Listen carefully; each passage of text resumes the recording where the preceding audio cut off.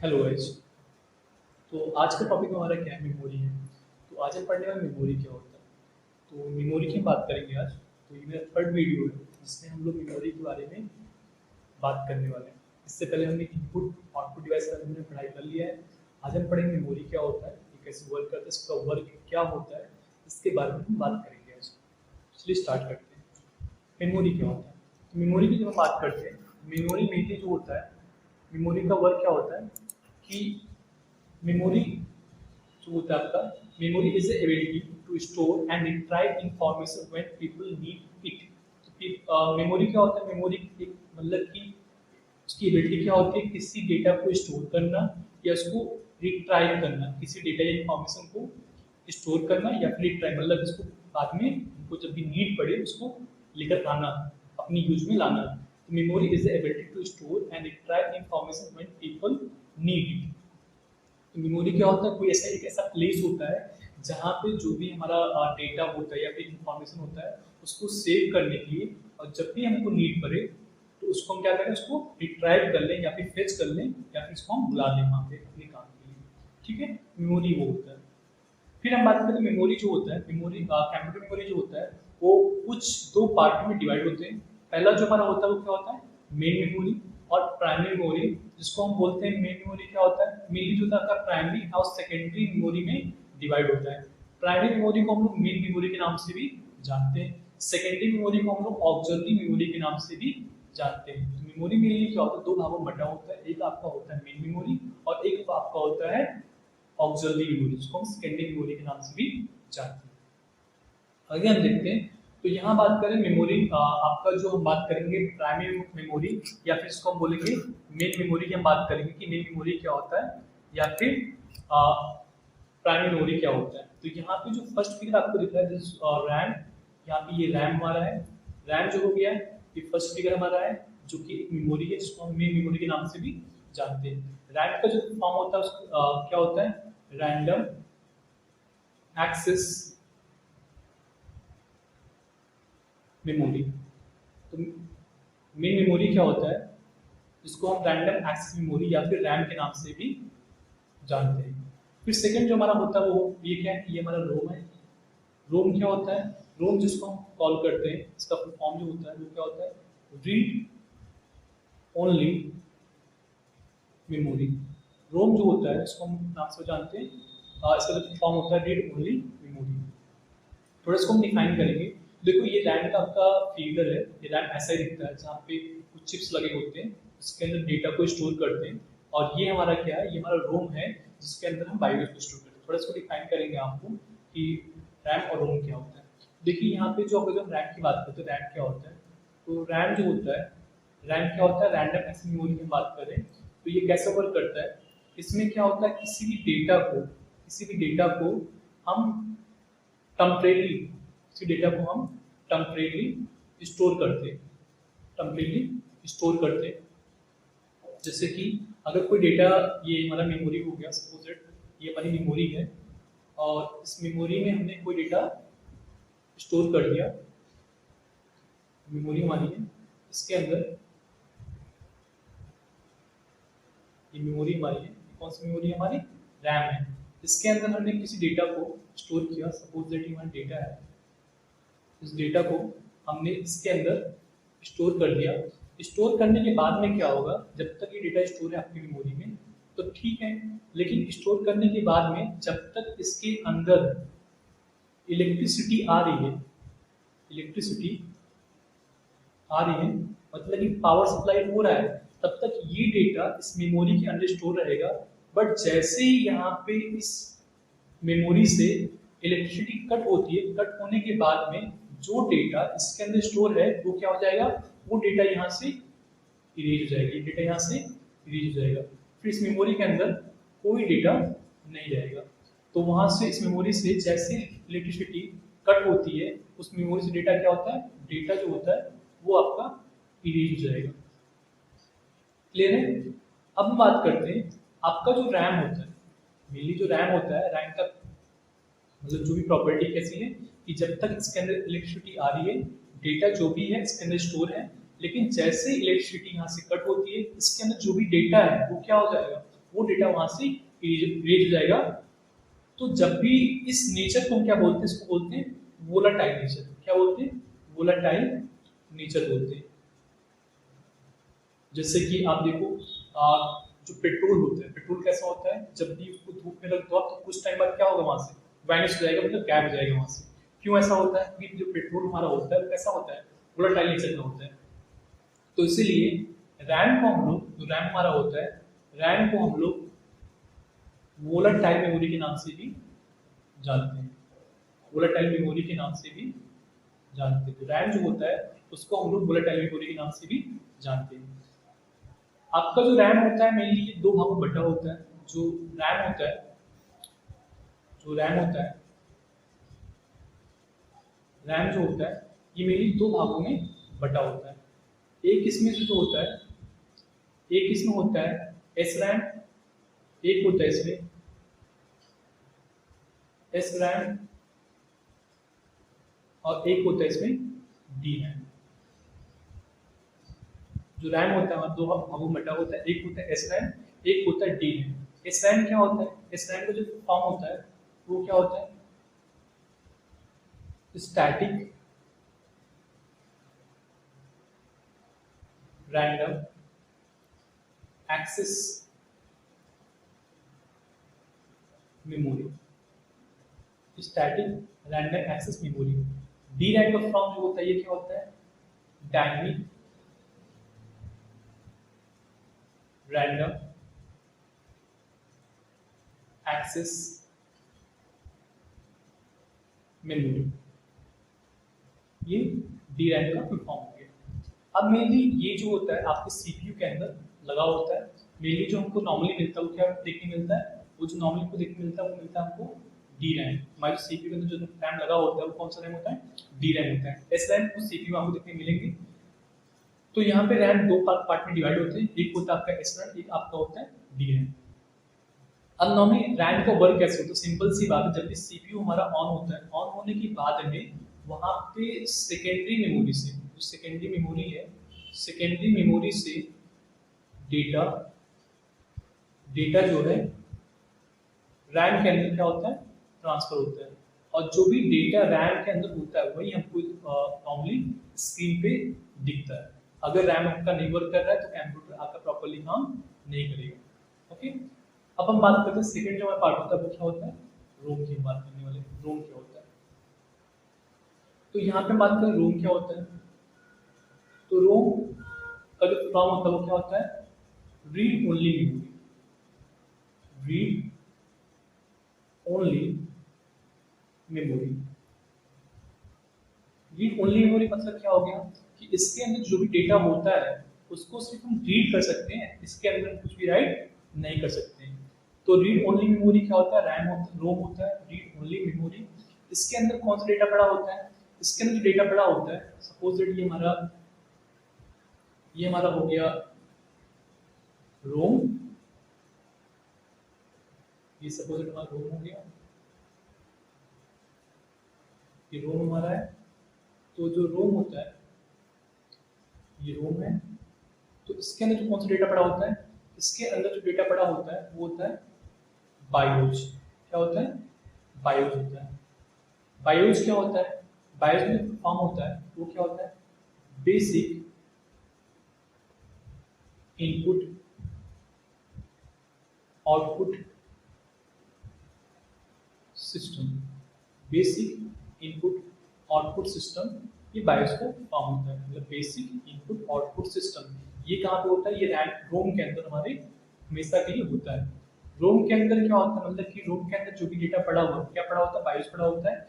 जब भी कंप्यूटर हमारा ऑन होता है तो उस टाइम पे वो डेटा वहाँ पे हमेशा रखा होता है। जो जितने भी इनपुट डिवाइस होते हैं, जितने भी आउटपुट डिवाइस होते हैं, उनको वो नॉर्मली कनेक्ट करने या अंडरस्टैंड करने के काम में आता है, जो कि हमारा रोम करता है। और रोम के अंदर कौन होता है, बायोस होता है।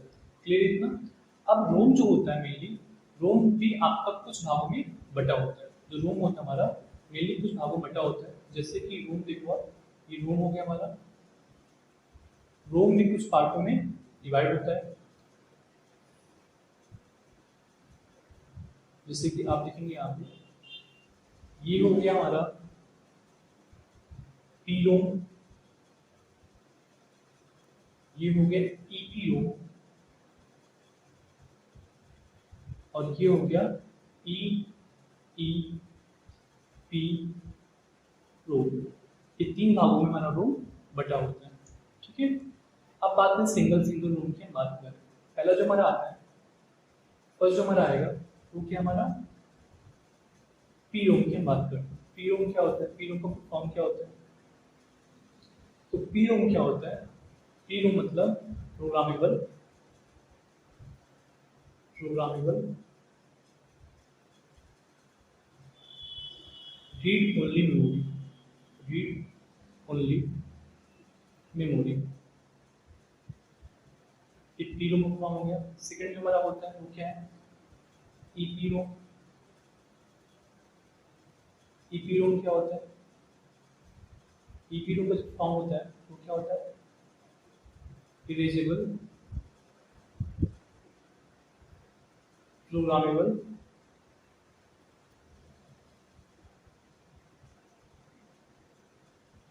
Read only memory, read only memory. और थर्ड जो हमारा होता है वो क्या है? ई ई पी रोम। थर्ड क्या होता है? ये होता है इलेक्ट्रिकली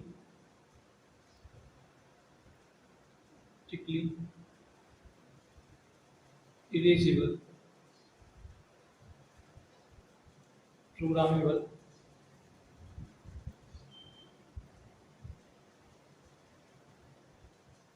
रीड ओनली मेमोरी। तो आपने तीन पार्ट देखा रोम का। अब इसमें पी रोम क्या होता है? अगर हम पी रोम की बात करते हैं, पी रोम कैसा होता है? इसके अंदर जो भी डेटा पड़ा होता है, मेन डेटा कौन सा पड़ा होता है? हमारा बायोस होता है। तो इसके अंदर जो भी डेटा पड़ा होता है नॉर्मली वो हमेशा के लिए, एक बार आप इसमें इनपुट हो गया, एक बार आपने इसमें राइट कर दिया, तो हमेशा उसको से आप रीड कर सकते हो। ईपी रोम का सीन क्या होता है? ईपी रोम में क्या होता है कि अगर आपने इसके अंदर जो डेटा पड़ा होता है, ईपी रोम में जो भी डेटा पड़ा होता है उसको नॉर्मली यूवी रेज से, किससे? यूवी रेज से आप चाहो तो अगर जो उस आपके ईपी रोम पे अगर आप उस पे यूवी रेज को आप वहाँ पे डाल रहे हो, अल्ट्रावायलेट रेज जो होता है अगर उसको वहाँ पे डालते हो आप, तो उसके अंदर जो भी डेटा पड़ा होता है वो रेज हो जाएगा, यहाँ वहाँ से मिट जाएगा। ईपी रोम का सीन क्या होता है कि इलेक्ट्रिकली इलिजिबल होता है इसमें, मतलब कि अगर इसके अंदर आपने इलेक्ट्रिसिटी पास किया तो उससे क्या होगा कि इसके अंदर जो भी डेटा पड़ा होगा उसको हम इरेज कर सकते हैं। नॉर्मली जो रोम हमारा होता है उसके अंदर जो भी डेटा पड़ा होता है उसको हम नॉर्मली इरेज नहीं कर सकते, लेकिन ईपी रोम और ईईपी रोम में हम यहाँ पे यूवी रेज का यूज करके और यहाँ पे इलेक्ट्रिसिटी का यूज करके हम डेटा को इरेज कर सकते हैं। तो ये आपका पूरा हो गया रोम का। तो ये हमारा हो गया रोम। रोम के तीन पार्ट होते हैं, पी रोम, ईपी रोम, ईईपी रोम। और फिर आपका जो यहाँ पे रैम था, रैम के दो पार्ट होते हैं, एस रैम और डी रैम। ठीक है, ये इतना हमने कर लिया। आगे हम देखते हैं, यहाँ हमने देख लिया ये हमारा, ये जो आपका ये वाला पार्ट है ये क्या है हमारा? ये हो गया हमारा रैम, और ये क्या हमारा है? रोम। ओके, नेक्स्ट हम देखते हैं। नेक्स्ट आपको सेकेंडरी मेमोरी की बात करें। सेकेंडरी मेमोरी क्या होता है? सेकेंडरी मेमोरी जो नॉर्मली आपका होता है, इसका यूज हम कहाँ पे करते हैं? सेकेंडरी मेमोरी का इसका यूज हम किसी भी डेटा को परमानेंटली, कैसा? परमानेंटली स्टोर करने क्या काम में आता है। अगर किसी डेटा को हमको परमानेंटली स्टोर करना है तो वहाँ पे हम सेकेंडरी मेमोरी या फिर ऑक्सिलरी मेमोरी का हम लोग यूज करते हैं। तो यहाँ पे देखो ये जो डिवाइस है इसको हम बोलते हैं एसएसडी बोलते हैं। क्या बोलते हैं? एसएसडी। एसएसडी क्या होता है? ये भी आपका सेकेंडरी मेमोरी या फिर ऑक्सिलरी मेमोरी के रूप में हम लोग इसको यूज करते हैं। ये जो आपका है ये आपका एसडीडी है, हार्ड डिस्क ड्राइव। इसका यूज भी हम इसलिए करते हैं किसी भी डेटा को स्टोर करने के लिए। तो ये भी आपका सेकेंडरी मेमोरी या फिर ऑक्सिलरी मेमोरी के यूज में आता है। और ये आपका हो गया सीडी या फिर इसको डीवीडी भी होता है ऐसे।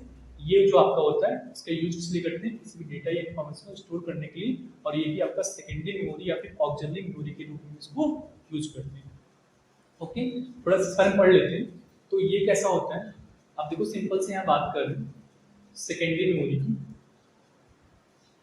ये हो गया आपका सेकेंडरी मेमोरी। Secondary memory.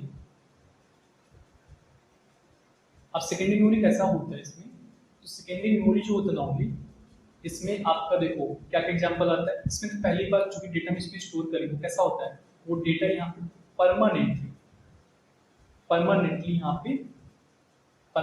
यहाँ पे स्टोर होगा। मतलब जो भी डेटा आपने यहाँ पे इंटर कर दिया मेमोरी के अंदर, सपोज ये हमारा सेकेंडरी मेमोरी है, ये हमारा सेकेंडरी मेमोरी है, चाहे वो आपका हार्ड डिस्क ड्राइव होता है, चाहे आपका एसएसडी होता है। सपोज ये हमारा हो गया हार्ड डिस्क ड्राइव हो गया, एचडीडी हो गया, ये हमारा क्या है एचडीडी। एचडीडी क्या होता है, एचडीडी हमारा सेकेंडरी मेमोरी के अंदर आता है। तो अगर इसके अंदर किसी भी डेटा को आपने स्टोर कर दिया, किसी भी डेटा को आपने इसके अंदर स्टोर कर दिया, तो लाइट हो या ना हो वो डेटा हमेशा के लिए इसमें पड़ा रहेगा जब तक उस डेटा को हम खुद से डिलीट नहीं करते हैं। तो सेकेंडरी मेमोरी जो होता है उसको हम परमानेंट मेमोरी भी बोलते हैं। क्या बोलते हैं, परमानेंट मेमोरी के नाम से भी जानते हैं। इसको हम परमानेंट मेमोरी के नाम से भी जानते हैं। सेकेंडरी मेमोरी जो होता है इसको हम परमानेंट मेमोरी के नाम से भी जानते हैं। अब यहाँ पे आप देखो इसमें कौन कौन आते हैं सेकेंडरी मेमोरी में, जैसे आप देखो एचडीडी भी क्या है, एचडीडी जो है वो सेकेंडरी मेमोरी होता है। एसएसडी जो होता है वो सेकेंडरी मेमोरी होता है। डीवीडी या फिर सीडी जो होता है वो भी क्या होता है, सेकेंडरी मेमोरी होता है। फिर यहाँ पे आपका जो पेन ड्राइव होता है, पेन ड्राइव जो होता है ये भी सेकेंडरी मेमोरी के अंदर आती है। तो एचडीडी की फॉर्म क्या होता है, एचडीडी मतलब होता है हार्ड डिस्क ड्राइव। क्या होता है, हार्ड डिस्क ड्राइव। एसएसडी क्या होता है, solid state drive, solid state drive. CD DVD, CD का जो होता है, सीडी का नॉर्मली फॉर्म बता देता हूँ। सीडी का होता है कंपैक्ट डिस्क, कंपैक्ट डिस्क। और डीवीडी का क्या होता है, डीवीडी का देखोगे तो डीवीडी का आपको मिलेगा डीवीडी, इसको हम बोलते हैं digital versatile disc, versatile disc ये होता है डीवीडी। फिर आपका पेन ड्राइव, सबको पता है पेन ड्राइव नॉर्मली यूज करते हैं किसी डेटा को मतलब कि किसी एक सिस्टम से दूसरे सिस्टम में ट्रांसफर करने के लिए। ठीक है, एक बात और क्लियर रखिएगा कि जो हमारा प्राइमरी मेमोरी होता है, जो हमारा प्राइमरी मेमोरी होता है, ये जो प्राइमरी होता है, और जो हमारा ये प्राइमरी मेमोरी हो गया, और जो होता है सेकेंडरी मेमोरी, सेकेंडरी मेमोरी। इसमें इसे क्लियर रखिएगा कि प्राइमरी मेमोरी की जो स्पीड होती है ये काफ़ी ज़्यादा होती है। इसकी जो स्पीड होती है ये काफ़ी ज़्यादा होती है,